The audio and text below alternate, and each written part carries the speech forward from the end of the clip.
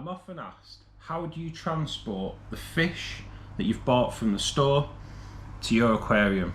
In this video, we'll go through the process I use from buying the fish, transporting them back home, and then how I then introduce them into the aquarium and try to cause them as little stress as possible.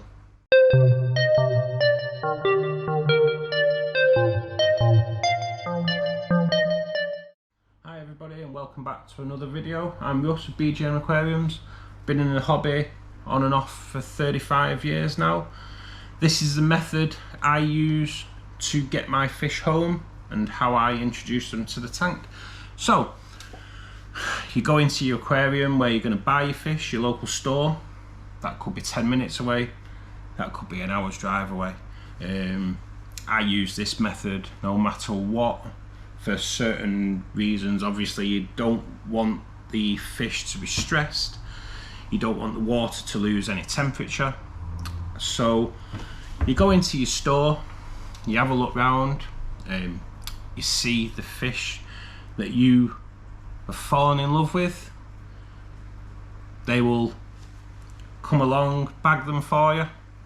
Now if you live an hour's drive away, it may be worth just telling the assistant in the store you're buying your fish that you have got an hour's drive.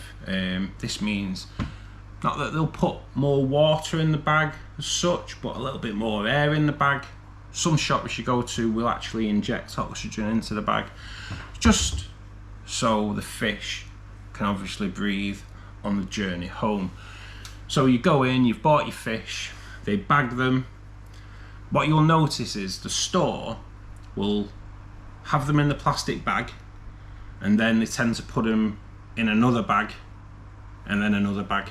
So what they're trying to do here is reduce the amount of light going into your bag. So if you don't know, when it goes dark, fish tend to reduce their movements a lot. So it's best when you're transporting your fish home, you don't want them whizzing around the bag, damaging each other. So to reduce any kind of the stress, darkness is probably your best bet. So you've got your bag of fish, they're in the bag and it's quite dark, but there'll still be light going in there obviously. So how do you get them home? So how I do it, I do drive. I actually have a polystyrene box which I got from a fish store. It is actually in a cardboard box there. So what I do, I have that in my boot at all times. I put the fish into there. I have a little blanket in a bag also. So if I've only got one bag of fish, I will put it into the polystyrene bag and then I will kind of block it in with a blanket and I'll put a lid on top and then I close the boot.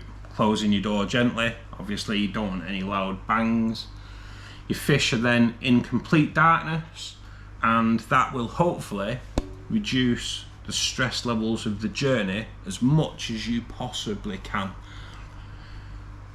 So you set off driving home, driving carefully, don't drive like Ayrton Senna obviously. You get your fish home, bring them into your property and you have your fish tank. So the first thing you need to do is turn your lights off, because you don't want to go from the darkness that your fish have been in for the past 20, 30, 40, 50 minutes, whatever, however long the journey is.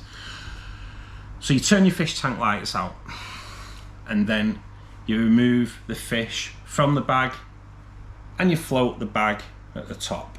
Now some people will float that for 20 minutes and pour the fish straight into the tank. I don't have a problem with that at all if you trust the shop from where you're buying your fish. So the question there is, if you don't trust the place where you buy your fish, why you're buying your fish there in the first place. So you get them home, lights out, bags floating. What I tend to do here is open the bag. So you unknot the bag, and then I'll just have the bag, kind of the empty bit, just dangling over. I will then wait around about 10 minutes, and I will then add half a cup of tank water into the bag. I will then wait 10 more minutes. Once that 10-minute spell's gone, the bag's now been floating for 20 minutes, and the water that's in the bag has had tank water added to it, so the levels come in a little bit more.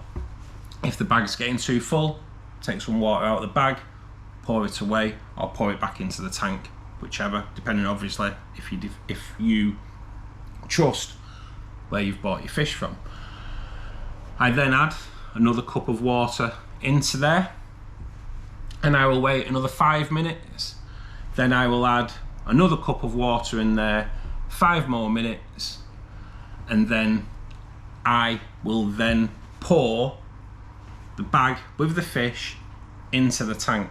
That is only because I trust the store where I buy my fish from. I get my fish from Maidenhead Aquatics in Wigan.